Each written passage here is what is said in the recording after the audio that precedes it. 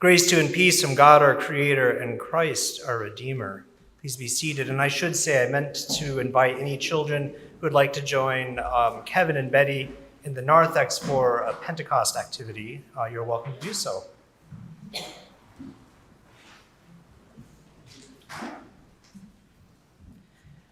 The first church I served had a lovely stone building filled with arches and soaring ceilings and deeply hued stained glass windows.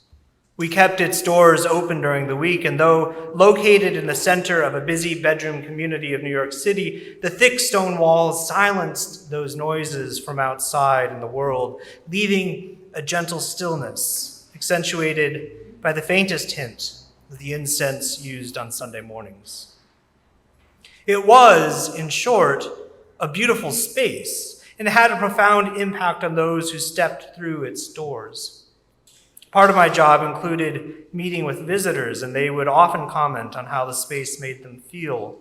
And indeed, on several occasions, the other clergy and I would observe people being moved to tears as they entered the church. As one person once observed, "You can tell that this is a holy place." We are familiar with the idea of holy places, where we feel God's presence particularly strongly. They are thin places where the calluses of this world have worn away and the divine reality is able to shine through, such that we are aware of God's presence in new and powerful ways. And it seems that almost every culture and religion has a concept of these holy places, whether they be churches or temples or particular mountains or forests or special shrines or pilgrimages.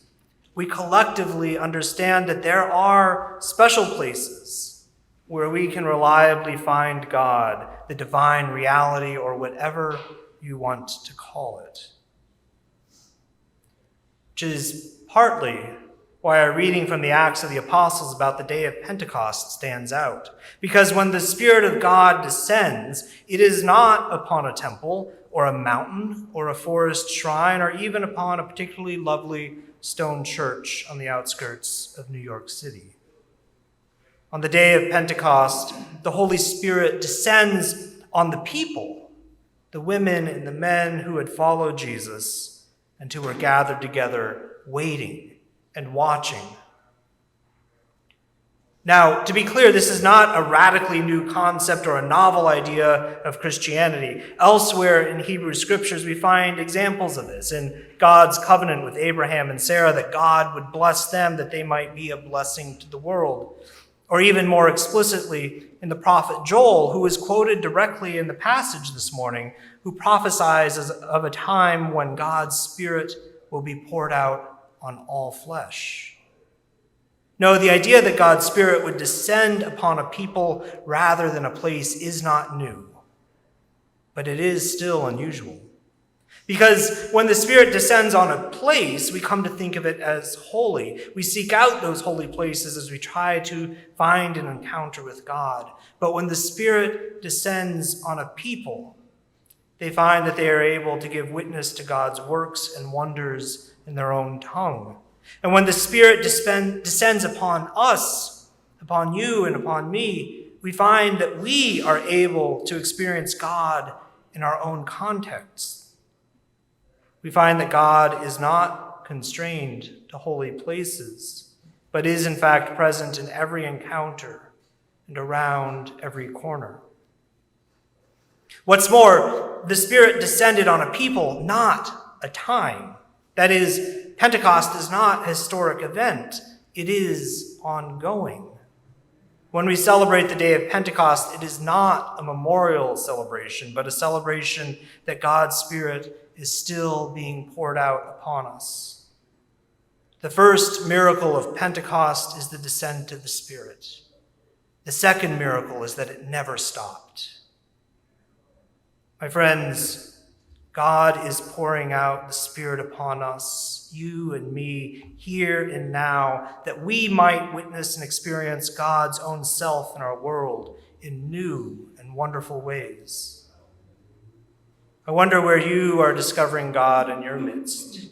I wonder where the Spirit is at work in you. I'll tell you where I've seen it.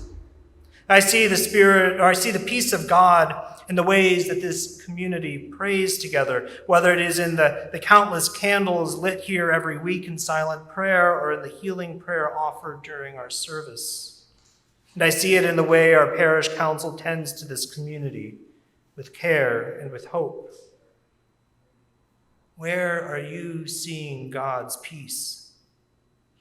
And I see the joy of the risen Christ in the meals that we share, whether it is the great meal we share at this table or the fellowship meals that we have recently shared in one another's homes or in the Thanksgiving community potluck we shared with our neighbors.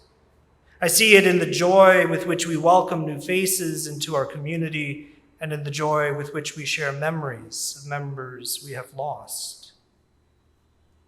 I wonder, where are you experiencing Christ's joy?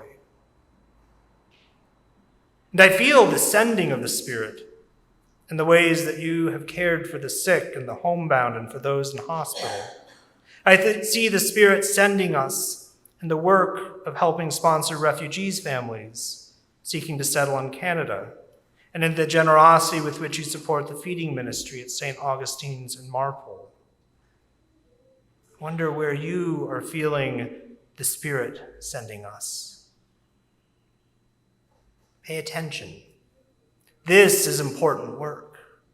Whenever we find the Spirit descending upon us, whenever we feel it at work in our lives, it means that God is up to something. Because the Spirit is always sent to prepare us for something new, to equip us for the work that is ahead, to enable us to be God's people in the world in a new way. My friends, the Spirit is upon us. Even now she is troubling the waters and stirring up our imaginations and our souls, and even now the Spirit is calling and leading us to something new. Thanks be to God.